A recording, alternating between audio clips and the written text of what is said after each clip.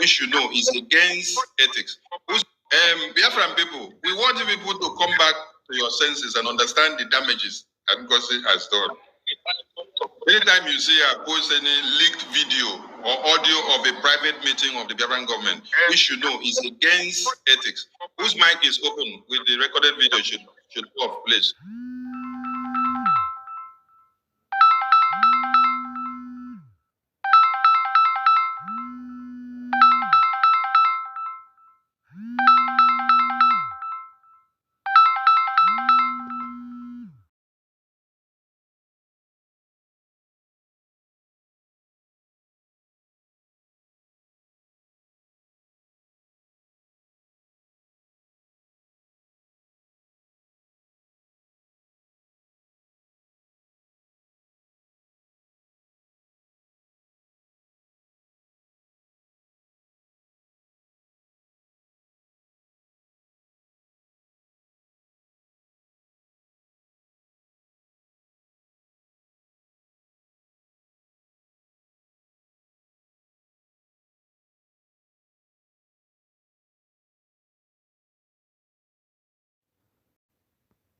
Please.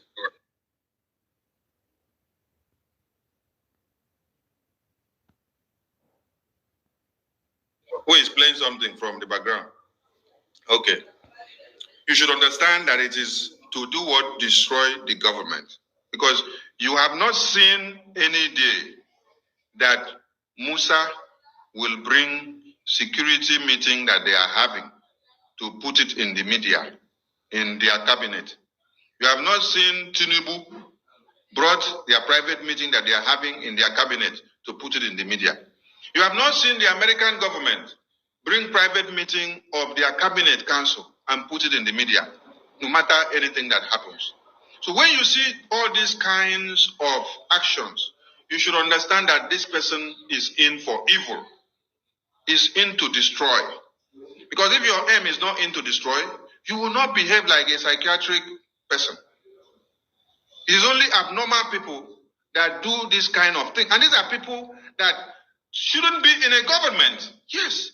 Because if you cannot handle classified information, if you cannot keep information that should not be in the public, no matter anything, even if they put gun on your head, hey, then you don't even need to be privileged to such information. So this group that you will see here that she flagged on the Twitter is a group of men and women that have been making donations to support the Biafra Defense Forces since 2021. And Ngozi just joined this government yesterday. But what she tried to do first is to go and destroy every groups of persons that have been putting their heads together to stand with the Prime Minister since 2021 to contribute money and see that the Biafra Defense Forces stand their ground. I want all of you to open your eyes and to listen and see what's going on. Now, we are going to the Biafra Defense Forces that she said they are now not representing Biafra government. And wait, I think in this side now is where she said she is fighting a Biafra that has to do with inequality. So and it is the task of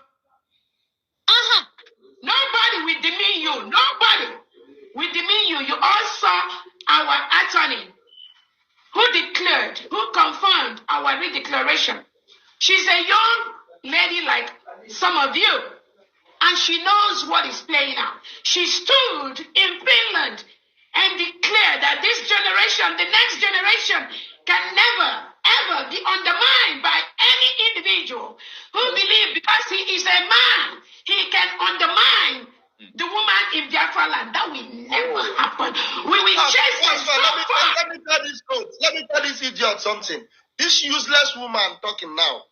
Do you know that this attorney she's talking about, myself and one other brother, I don't know, I have his card there. Myself and one other brother, we are the one that came to meet this attorney that does not know anything. Because this useless woman declared a cabinet, she dissolved cabinet in the convention. And she did not announce transition. to a new government. No transition. So what it means is that if we did not come to meet this shameless woman, to tell her that, look, you have dissolved cabinet.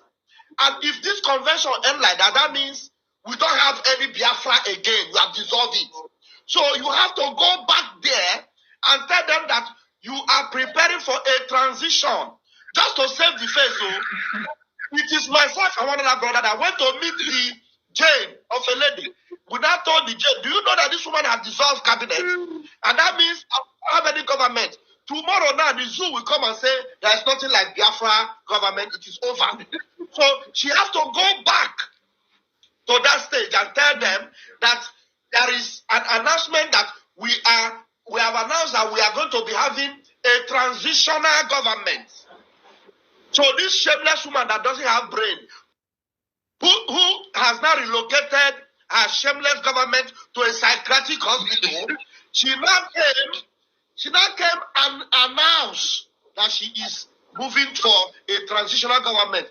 If Van and that other brother did not go and tell Jane, even Jane did not know. Shameless. Minister Jare, let me still address something here. You have actually brought up something.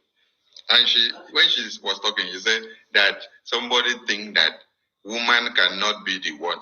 This is not about feminism. This is not about feminism. No. This is not about woman led. If this is the idea that you people have brought into this Biafran government, that means you have failed. You don't bring feminism and then come and say it is a woman that people are downplaying woman. No. What is Ada here? Is Ada here? Ada Betty here not a woman? Our Ekpa'S Jogu that I put a photo on the screen before when she was standing in the head office of Baltimore on the inauguration day. Was she not a woman? Was she not the defense minister before? The Jane that you are talking about, is Jane not a woman? The former attorney of the Biafran government, was she not still a woman, Attorney Jane? In the Biafran government of today, the seat that we have, over 70-something cabinet members, 70%, no, not 70. How did I say 70? No, 80% were women. 80% were women. So women already had the inclusiveness in all ramifications of this government. And somebody is here talking to you is about woman. Now, let me address the issue of the transitional government that she is talking about.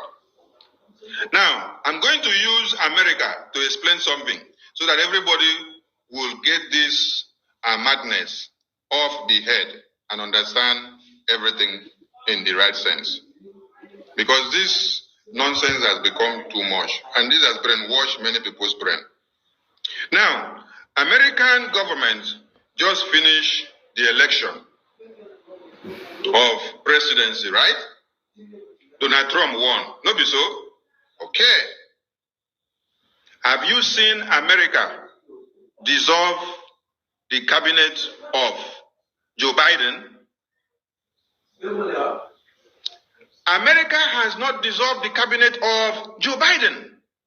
Joe Biden's cabinet still do what? It's still standing. But what happens? A new government that is working now as a transitional government has been set in place. Which is what? Which is Donald Trump. Donald Trump government now is the what? Is the transitional government. So you don't need to dissolve an active government before you go and set up a transitional. No. You stand on the existing government, then you set up basis for a transitional government, which is what America has done. American government now set up election process. The election process is what? The transitional process. The election process for a new president to be elected is the transitional process. And the existing government that is conducting this election is Joe Biden's government. If American government wanted to act like moronic as Ngozi did, they would have dissolved Joe Biden's presidency and his cabinet. Then they now say, we are now going to transit into Donald Trump. which they have not even done election. They have not even done campaign. They have not even done the final election to know whether Donald Trump has won. So the process should be like this. Existing government is in place.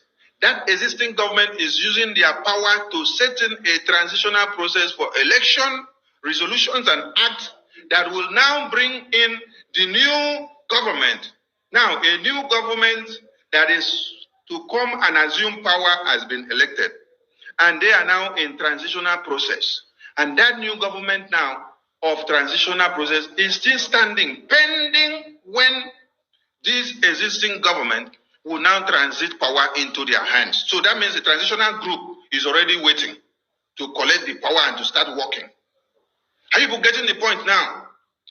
So until the day that the old government of Joe Biden now do what? On the power of the existing power of the Joe Biden government will now do what? Coronate Donald Trump as a transitional government. They will now put them into office. As they put them into office, that is when Donald Trump's government, which is a transitional government, has become full in office. And then it is that new office now that is in charge that now have the power to automatically dissolve Joe Biden's government. Because from that very day that Joe Biden's government is swearing in Donald Trump's government, the transitional process is complete. At that point, Donald Trump's government now is going to automatically, according to the way that has been stipulated in the law, will now automatically dissolve Joe Biden's government because there is a government in transition and it is now fully implemented and it is taking place immediately. And I want to ask all of you, a mad woman that stood up in the convention, while convention was still ongoing, with all the delegates that came from America and all over the world, she stood up and said, I hereby dissolve this government. The way it is done in the psychiatric hospital. Biafra people. I don't suffer. It's also good to let our people understand that in every sane government, that people are not behaving like a psychiatric patient. If you dissolve a government of which you are one of them or a member of that cabinet, you will also leave. You cannot dissolve a government that you are part of them or the group of cabinet ministers, and you will come back and come and ascribe the position of deputy prime minister to yourself and start demolishing the structural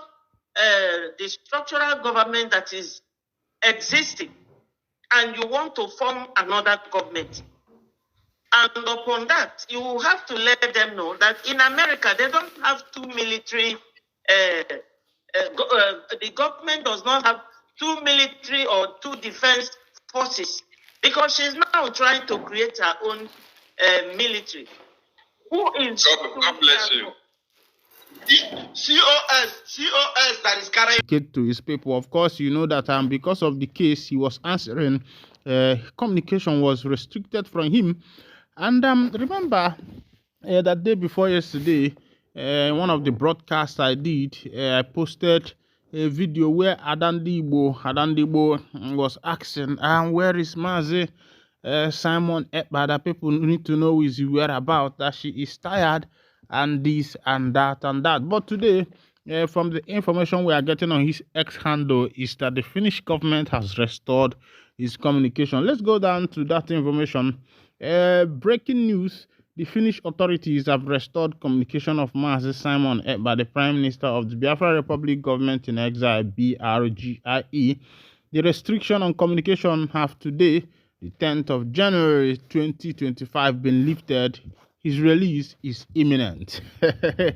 Okay, this is the information where we say it did drop for my table right now. He was restricted from speaking, talking to people, because they were carrying out a particular investigation on him. But as it is now, that restriction has been lifted and he can communicate and also let people know what is actually going on. And very soon, according to the information we are having, he is going to be released as soon as possible. Let's go to the United States of America on what is happening. Of course, you know that Trump is the elected president of America recently, but as it is, the information dropping on our table is that Trump has been sentenced in New York. U.S. President-elect has been declared a convict felon in his huge money case. It's not huge, that's hush money case, that Hush hush money case. Before I continue on that information, I will say that these Americans, sometimes they are like clown, but they are the real example of what democracy is all about. Because I know that such a thing cannot happen in Nigeria. Do you know what it means to sentencing, an elected president? If someone is elected a president in Nigeria, it's more like the person has become a president, and you can see the respect, the honor that is accorded to that person. And that's why you need to know that democracy has failed woefully in Africa. Remember that the first election in Nigeria was rigged. The first election of after the independence was a rigged election according to history. Meanwhile, let's go down to what is happening. U.S. President-elect Donald Trump has been sentenced in his hush money criminal case in New York just 10 days before he is scheduled to take over office. Unconditional discharge has been affirmed as appropriate. I impose it, Judge Juan McCann announced on Friday, agreeing with the prosecutor's request. This creates the status of convicted felon as he appeals, the prosecutors argued during the virtual section. The U.S. Supreme Court on Thursday denied Trump's motion to stop the proceedings, citing their own ruling about presidential immunity, clearing the way for McCann to hold the virtual hearing on Friday. I am innocent of all the judges made up. Fake charges, Trump wrote on his Truth Social platform on Friday. This was nothing other than weaponizing our justice system against a political opponent. It's called lawfare, and nothing like this has ever happened in the United States of America, and it should never be allowed to happen again. Trump was charged in 2013 with misreporting hush money payment made to adult actress Stormy Daniels in 2017, with Manhattan District Attorney Aviv Bragg successfully elevating what would normally be a misdemeanor offense into 34th felony counts. One for each mentions of the payment of Trump's record. He was found guilty on all counts in May. However, the U.S. Supreme Court ruled in July that official actions taken by a president while in office cannot be prosecuted. Trump's lawyer argued that some of the evidence used in the trial, such as the financial disclosure and social media posts, fell into the category and could not be cited to bolster a case based on his personal conduct. All right.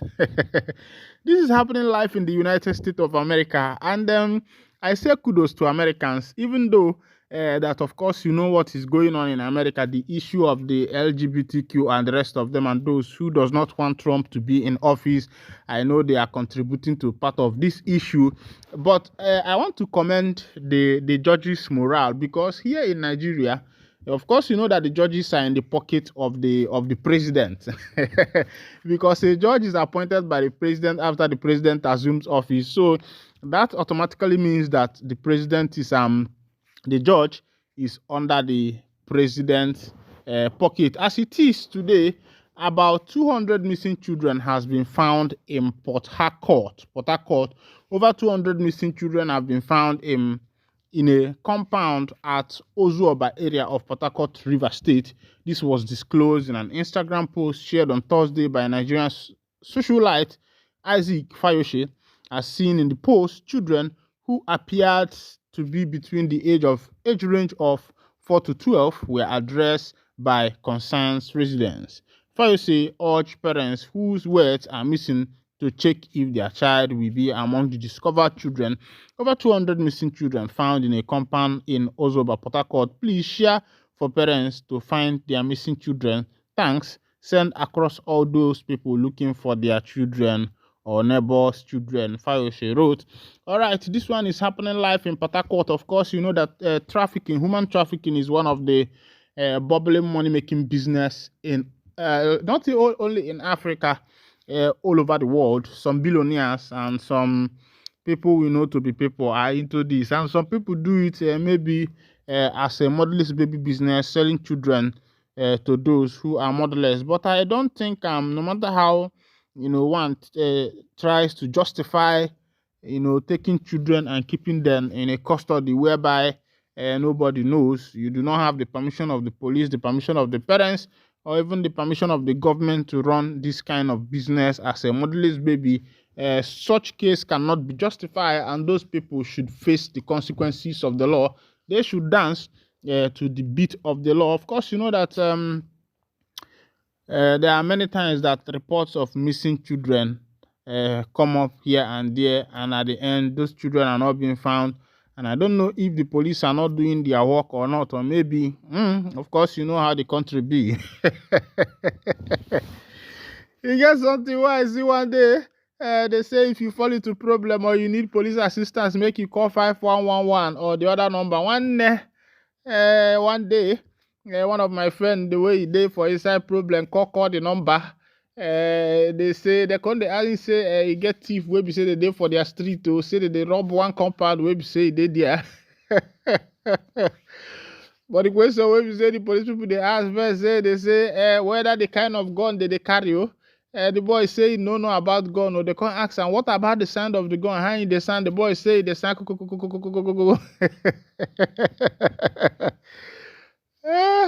now the police people say they say they don't get fuel for car where they go call they say oga no buy fuel.